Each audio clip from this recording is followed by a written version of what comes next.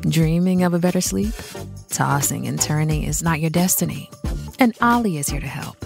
Ollie invites you to sink into sweet, sweet slumber to improve your mental and physical health and overall wellness. More than just melatonin, Ollie's ingredients help you unwind your mind for a delightfully dreamy drift off.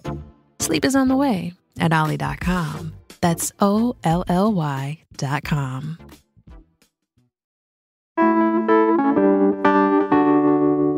Today on CityCast Portland, we're talking about how Portland public schools are deciding to make up for lost class time due to both the teacher strike and severe winter weather, our never-ending utility rate hikes, and the city and county's joint plan to cut homelessness in half by, check this out, the end of 2025. Joining me on this week's Friday News Roundup are Willamette Week Potlander column author Brianna Wheeler and our very own executive producer, John Notarianni. It's Friday, March 15th. I'm Claudia Meza, and this is what Portland's talking about.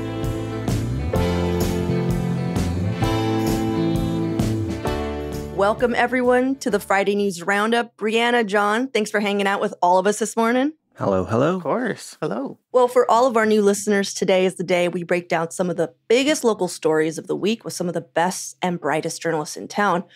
But before we head over to the news, I like to take a little detour and ask our guests an opening question so people listening at home can get to know, all of us just a little better. Who are these guys? Yeah. So today's opening question is brought to us again by listener Amber Bua, who I mentioned last week submitted a few for consideration. Oh my gosh, Amber, thank you. That was so cute. So what celebrity would you want to be on our Portland City Council, and which council member would they replace?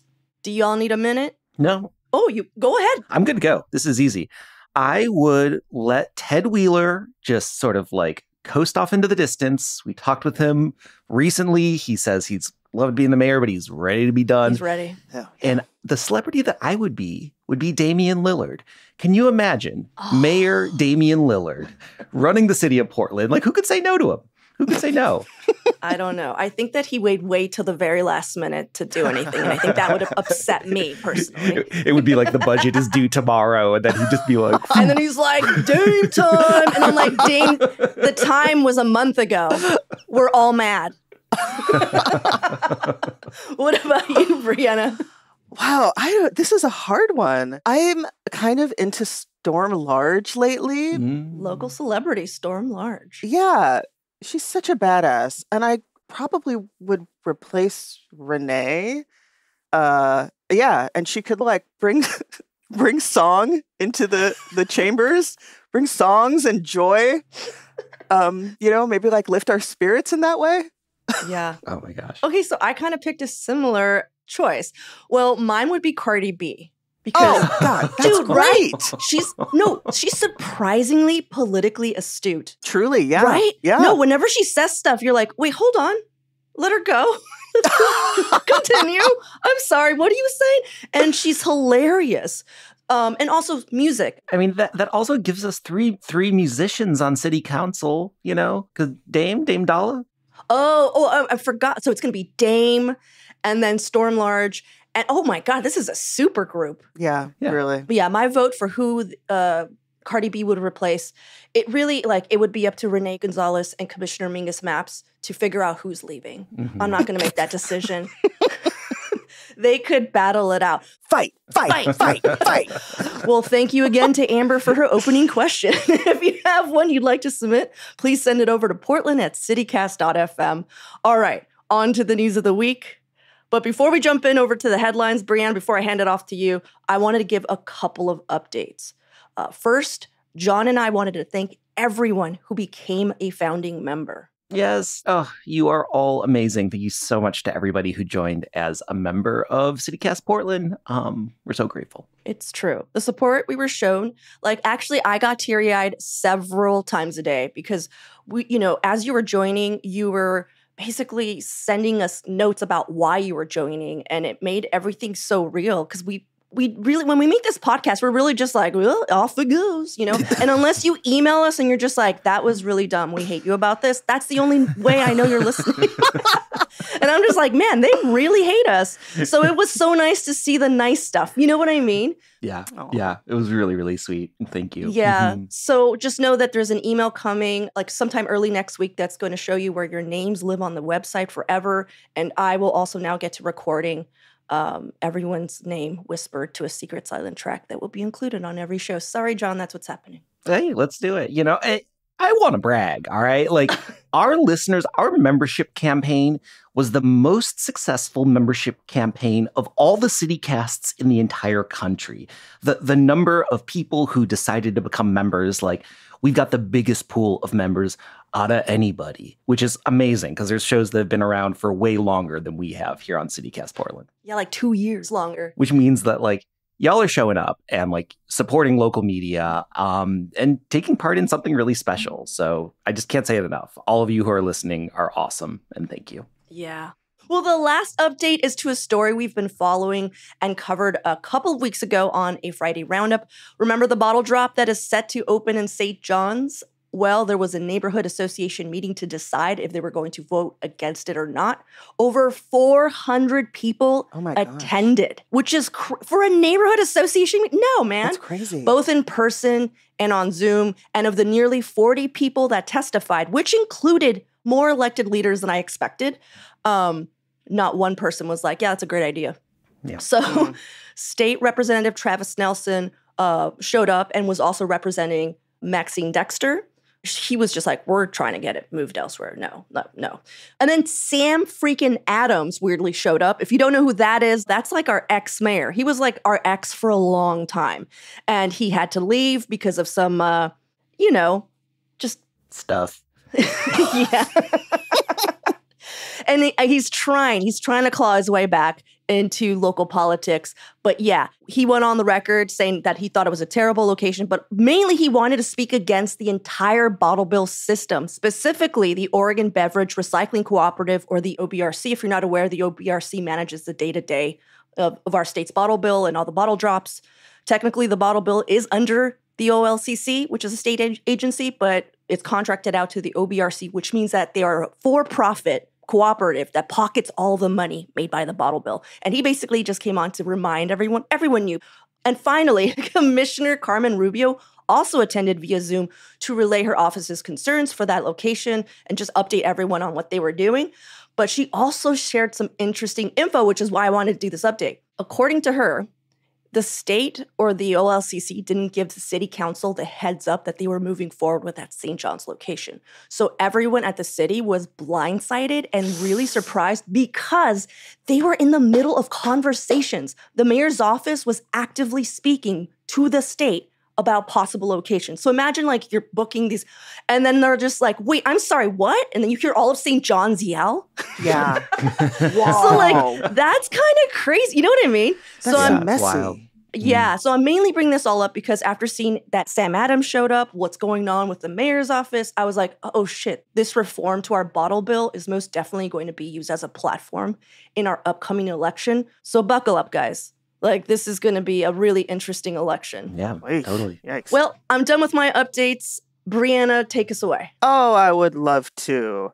This week, KGW's Alma McCarty reported on the school board's decision to make up class hours that were lost during January's ice storm. And Oregon requires students to have between 900 and 966 hours of instructional time, depending on the grade level.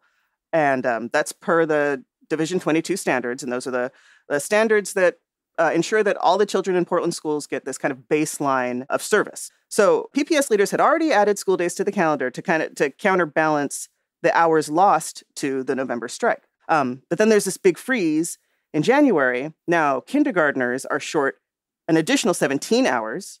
Seniors are short an additional 24 hours. So the school board's initial plan is to cut 15 minutes of recess from the kindergartner's school day. Oh my God. And they're going to try to convert it into something like 20 days in April, which is 5 hours total. It's not 17 hours. So what's the point, you know? Yeah, right. What's the freaking point? I'm sorry. Keep going, Brianna. I'm already like jumping around. This is a good one. We're all going to get hot. So this is the argument, right? There's this school board meeting that just happened this last Tuesday. Now, what makes that meeting spicy was this argument made by Andrew Scott, who is the director of the Board of Education. So he suggested just straight up violating the Division 22 guidelines this year. Verbatim, he said, I think we should straight up violate Division 22 guidelines this year, end quote. And he supported that by saying that children in that age group, which I can attest to, play is just as crucial to their development than, these minimum standards that the state sets. Honestly, yes. Engaging play is as beneficial as those classroom learning hours. And maybe in some children's cases, more beneficial. So it's a robbery to take that time away from them. So Andrew Scott, director of the Board of Education, he brings forth an amendment to ditch this whole abbreviated recess plan. And that passes. All right, there's no plan for the seniors. They're doing fine. But now, Portland Public Schools has to go and ask the Department of Education to do that, to waive those 14 hours of missed class time, to say, we're not attempting to fulfill this Division 22 standards anymore. And then they have to wait for the state to say, yes or no. Oh, so this isn't like a done deal? Nope. Oh, okay. Nope. Oh, my gosh. So just as a parent who has had many these kind of administrative meetings over how many hours a child does or does not get, or what does or does not an education make, I am so fascinated to see how this plays out. I just know it's going to be, I feel that it's going to be really messy and that there's no easy answer to this besides those requirements don't really work. Well, they certainly don't work for all children. And, I downloaded the actual meeting notes, and one thing had me kind of shook. The high schoolers' academic calendar, the shifts that would happen there as a result of all of this kind of schedule juggling and fixing, and they would need to move graduations back a week. And they would have to eat the cost of their Providence Park graduations. That's $100,000 that they would just need to eat. Can you imagine? There's something about this that is just like the best of malicious compliance to me, It's we need to come up with a couple hours of instruction. Well, let's get rid of recess. No bathroom breaks. That takes fuck graduation. At least 3 minutes per child. And screw that. So what you're saying is they made it so terrible that, of course, the board has to be we can't. Stop. Don't do that. Yeah. If you're making that argument to somebody who doesn't have kids, who doesn't work with children, doesn't have that experience, maybe they would be like, yeah, sure, take recess away. Who cares? No, yeah. But if you've met a child, then you understand how critical that time is. So that's the argument. I feel like that was the right choice, was to basically say, hey, we're not going to take recess away, because pretty much every reputable health organization has stated how important recess is to children. Mm-hmm. If anything, they're hey, they should have more recess, because Absolutely. It's proven to increase a child's memory, attention, concentration. Mm-hmm. It helps them not be annoying in a classroom, that has way too many kids with one teacher. Could you imagine a teacher having to manage all of those kids who haven't gotten their Zoomies out? Oh my God. I've got a better idea. Okay, so 17 hours for kindergartners, 24 hours for high schoolers. Let's just pick a Friday, just lock the doors on Friday morning and just keep them in there. We'll scatter the schools with granola bars and juice boxes. Yes. And we'll just let them learn for 24 hours straight. Then we're back on track. No, man. We'll learn, quote unquote. Let's just throw some old Degrassi High. We're talking pre-Drake. Pre-Drake! Yeah, when they used to do that to us. And I'm just why do they sound so weird? And then you're oh, they're Canadian. What is this all about? But no. But also, oh my God, Julia, our Canadian producer, was wow. Sorry, bud. No, but Degrassi High never made sense as to why that was educational, but whatever. I'm that's neither here nor there. I'm just saying, John, that's a wonderful idea. hey, superintendent's job is coming up. Guerrero is retiring. I think I'm the guy for the job. I've got the ideas. Yeah. But like, seriously, though, like thinking about this question of like state minimum standards for education, which like is an important thing. I think that it is good for us to have standards for kids and to make sure that, because who knows what like school districts could do if those rules weren't in place.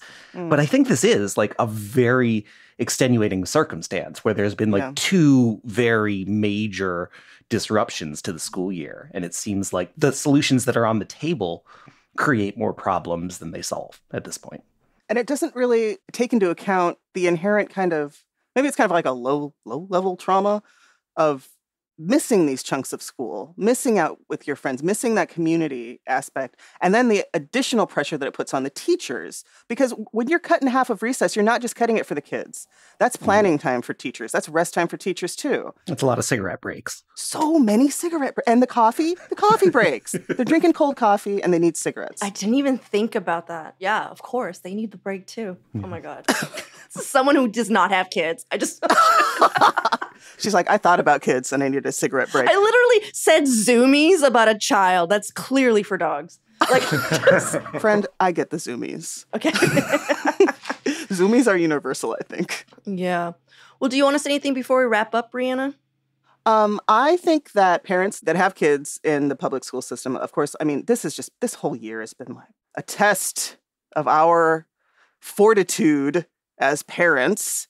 But if this provides an opportunity to kind of re-examine the way that those rules are implemented, then God, yes, let's do it. Let's re-examine these things. Let's re-examine these mandatory minimums and standardize this and standardize that, because the kids are all over the frickin' place. Teachers are all over the frickin' place. There's no one-size-fits-all solution for children for education. Yeah. So if this is the crack in the wall that gets us into, that breaks this all up, then, so be it.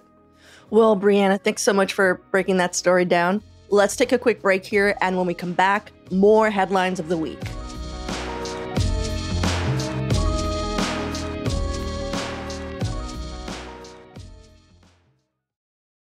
This episode is brought to you by JLL. Get an insider view into the world of commercial real estate with JLL's podcast, Trends and Insights, the Future of Commercial Real Estate. Whether you're curious about making cities more sustainable, the evolution of office space, or AI opportunities, this podcast will help keep you a step ahead. Tune in for candid conversations with business leaders about the biggest trends impacting how we live, work, and play. Subscribe to Trends and Insights now at jll.com/podcast.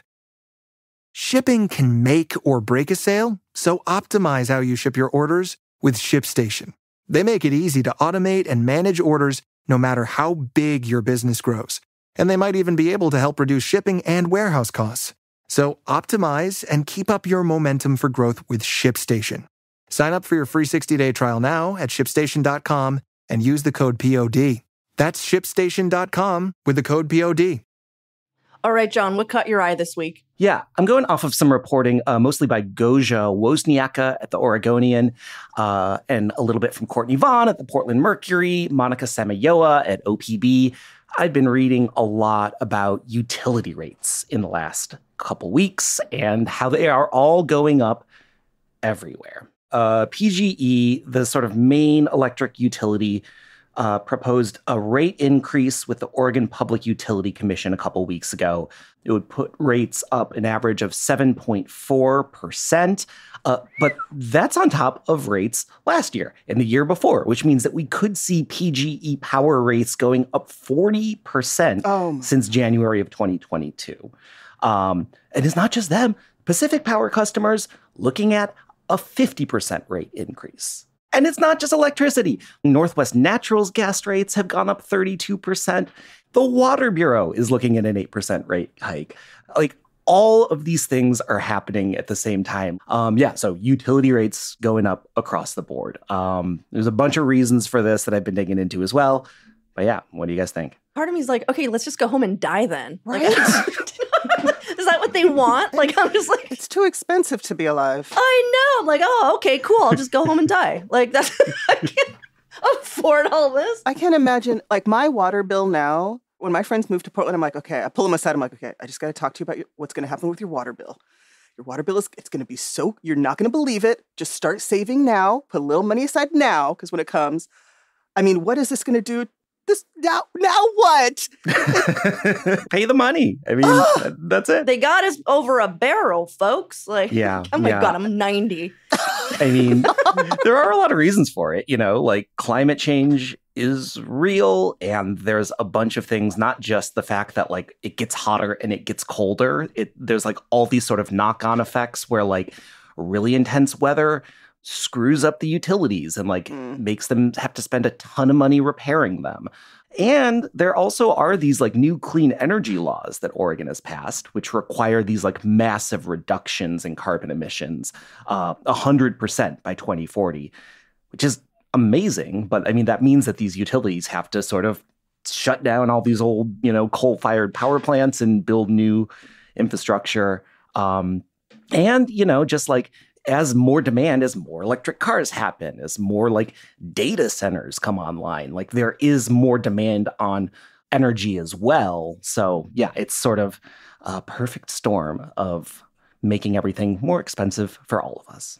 When you mention infrastructure, do these like rate hikes, are they going to feed back into like rebuilding this infrastructure? Because it's just kind of janky, isn't it? The utilities are talking a lot about that. Like PGE made a big point of how they're investing in sort of like new battery storage capacity for like peak hours. And, they're all talking a lot about like just, both investing in new clean energy and just repairing all of these sort of old creaky electrical lines that have existed for forever, Claudia, we've talked about it up here in St. John's. We've seen some of the effects of that where our power used to go out all the time. Oh, sure. And over the last year, like, it's been a little bit better because they have done some repairs up here. It is literally why I would say I'll see you at Slim's.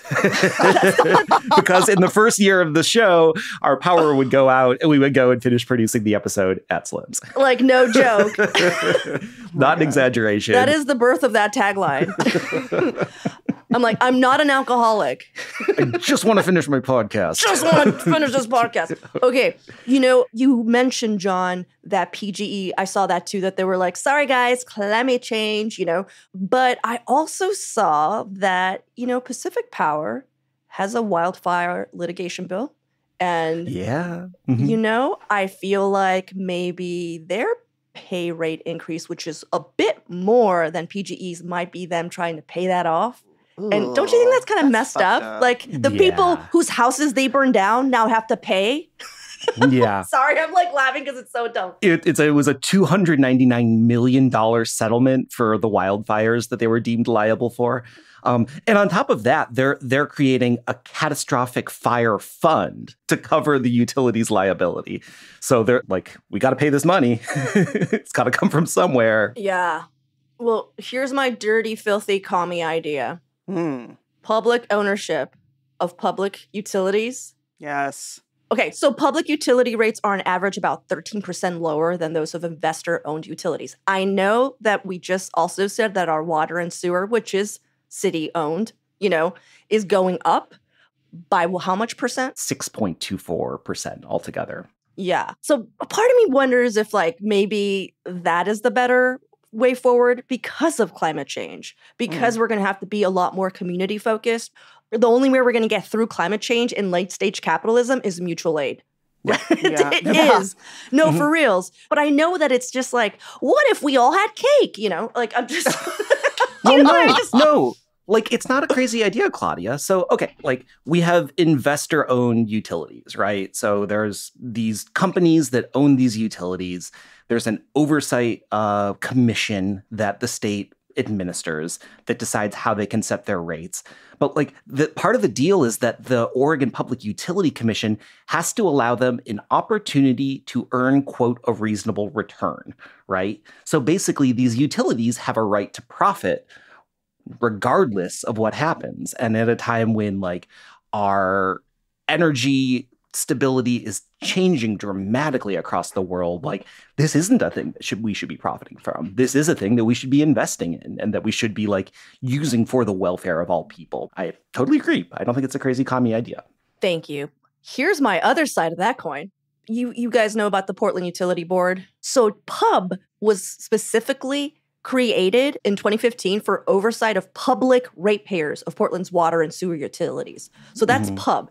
And PUB has been riding the water and sewer hikes and just being like, you know what?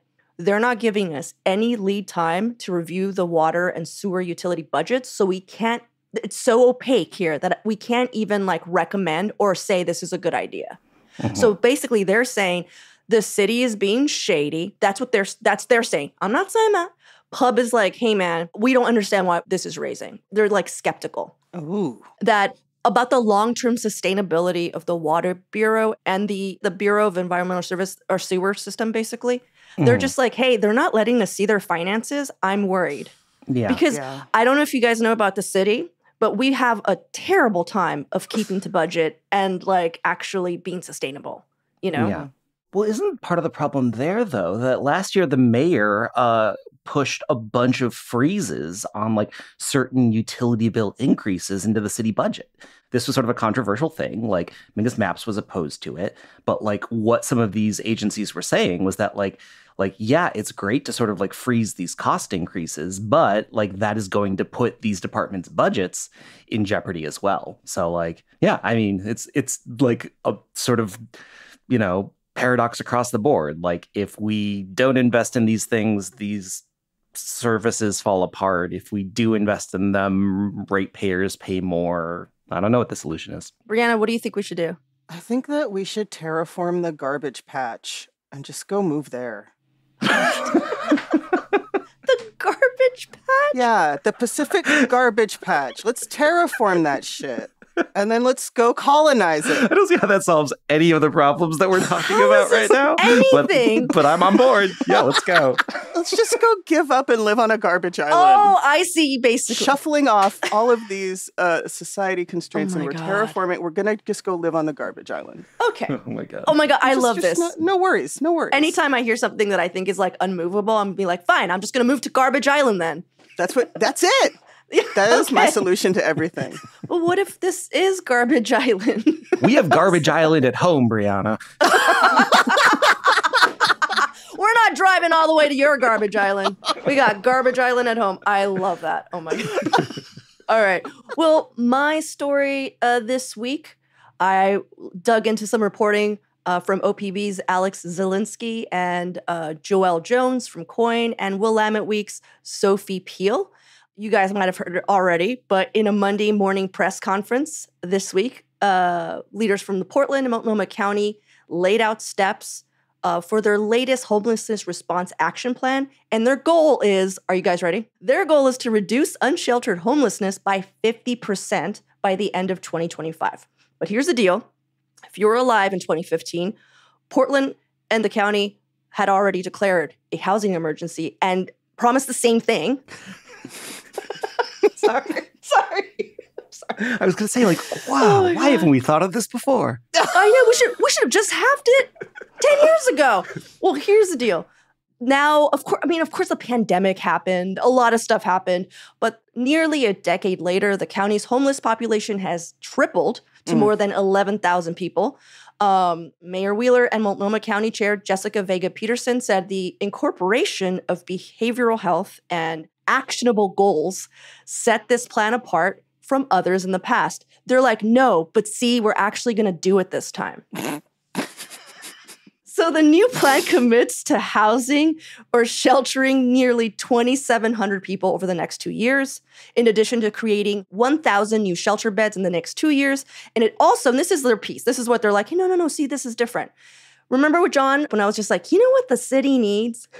And I kept talking about like behavioral health and like psychiatric holds or whatever, which, by the way, I rethought. I was just like, we're going to just start putting people on hold. Anyhow. But like, they're just like, we're going to add hundreds of more behavioral health beds and open a drop-off sobering center, which is like what people have been asking for. Yeah. And they're going to increase the number of adults leaving shelters for permanent homes by 15%. And they're going to ensure that 75% of people in permanent supportive housing stay in homes for 2 years. So that means that they're going to like, it's a program that's going to continue in the life of this person. So they're not just like back in the street, because that pipeline of setting someone up to fail is why we keep coming back here, to this issue. They're also targeting certain groups of homeless people, like people of color, people who identify as LGBTQIA+, because they tend to be more vulnerable. And they're also going to end all discharges from behavioral health and corrections facilities to the streets, which is how we got here in the first place. Finally. In the 80s. Do you know what I mean? Like, this is what started all this. And they're like, we're going to increase affordable housing opportunities so people don't end up on the street because they can't afford stuff. And they said they're going to better define responsibilities and contributions needed from community partners to address homelessness. All I read here is like, we have a plan and we're actually going to delegate and we're not going to sit on money. I love that there's numbers. I love that there's a lot of numbers attached to this, that like by December 2025, we're going to do X, Y, and Z. Like, in contrast to the 90-day fentanyl emergency, which was basically like, we're going to have a command center and get along real good and figure it out, where they didn't even have coffee, which we learned in our interview with Mayor Wheeler. They don't even have coffee there. Like, how are they going to get anything done? He's like, I have to buy my coffee. I'm glad that there's actually some like concrete numbers attached to this plan as well. Yeah. Well, I don't know. Brianna, what do you think? Well, of course I'm skeptical because it's just a lot of like, well, I've heard that before. Well, we'll see when we get there.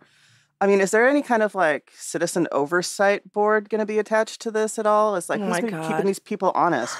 It's us now. It's 3 of us. Oh, no. Just the 3 of us. It's you, me, and Claudia, Brianna. Just the 3 of us on Garbage Island trying to navigate this. Don't bring Garbage Island into this. That's a beautiful sanctuary. I'm sorry, you're right, Brianna. I totally did not use that in the correct context, and I apologize. So one of the things that Alex said in her reporting is that like the new plan is going to rely on the Joint Office of Homeless Services, along with some other agencies, and that Jessica Vega-Peterson says this is the biggest change from the 2015 plan. Well, if you remember, this office has not done a great job. There was a 2023 audit that said homeless service providers described this joint office as a, quote, confusing and chaotic organization, one that struggled to pay providers in a timely manner. Less than half of the providers said that they felt the office did a good job communicating policies or goals. So that's who's in charge now, everybody. Yeah. Well, you know who's for it? So far, City Commissioner Carmen Rubio, Renee Gonzalez expressed their support, along with County Commissioners Julia Brim-Edwards and Lori Stegman. Guess who's not for it, John? Are you going to tell me about the Sharon Mirren? It's County Commissioner Sherry Mirren, who's becoming my favorite foil. I just love like hearing, because she's like so like fucking idiots. Okay, very that. Yes. Are we just gonna say Sharon Mirren quotes back and forth at each other for a couple minutes? I love it. She's so spicy. Okay. She said that the plan reads more as political theater than a solution. And she wrote, the current plan is more about marketing than solving homelessness. The only thing it will accomplish is holding more meetings while people continue to die on our streets. I challenge my colleagues to have the political courage to take a stand and not continue to go along to get along. Dang. Okay, can I do one? Okay, yeah, of course, yeah. Of course, Brianna, you can do one too if you want. If you were given the keys to a new car and 1/4 of the time it'll get you home, but 3/4 of the time you will end up dead, would you turn the key? That's what the Homeless Response System Action Plan is asking us to accept, and I don't. Wow. Brianna, do you just want to make one up? Because I'm sure you're going to nail it, because I think you got the vibe. Oh, now these freaking idiots! I could do this with my eyes closed! What's wrong with you? I think that's the vibe. That's actually in here, yeah. That's the next one. I'm like, that was word for word. Yes. But here's the deal. I'm optimistic. I'm hoping, if I did list off a few things. I really do think it's key that they're like actually saying, hey, we're all going to work together this time. We're all figuring it out. I do think that the behavioral health beds and the sobering center is massive. That is like what was needed, what was missing, because people would get placed somewhere and then they would go back on the streets. This isn't me speculating, by the way. This is what we were hearing from people at Blanchet House, at organizations. They were just like, hey guys, housing is great. Everyone needs housing. Yes. But there are some homeless people that need a bit more before we could put them in housing, or else it's not gonna stick. And that's what I was talking about midweek, where I was just like, damn, we need like one more thing. Which is, of course, people a lot smarter have been thinking about. Hopefully this actually all works out. Yeah. So, yeah, John. I mean, I know we just like took the piss out of it, but like, I'm still hopeful. No, I'm still hopeful too. And like, I'm encouraged by the fact that there are like numbers and clear goals attached to this plan. And I appreciate that there are city leaders that are willing to sort of stand up and like try and point out deficiencies in like the plans that are happening. Like, there's plenty to laugh about here, but I think that like on the whole, this is a lot of like good forward momentum that we don't often see. Yeah. Multnomah County Commissioner Sharon Marion, please continue to talk. Oh my gosh. God, Just yes. speak to the press. Just let go it for out. it. You have our ear, Sharon. Well, you guys, thank you so much for hanging out with me, going through some of these headlines. And I hope that everyone has a wonderful weekend. Thanks, Claudia. Thanks for having me. See you on Garbage Island. That's all for today here on CityCast Portland. Thank you so much for listening. Our executive producer is John Notarianni. Our producers this week were Julia Fiaioni, Natalie Rivera, and A.K.L. Mumin. Our newsletter editors were Rachel Monahan, Adrian Gonzalez, and Natalie Rivera. Our host is me, Claudia Meza. Original music by Jenny Conley and Stephen Drizos. Additional music by Epidemic Sound and All the Kimonos. We'll be back Monday morning with more from around the city. Until then, see you at Slim's.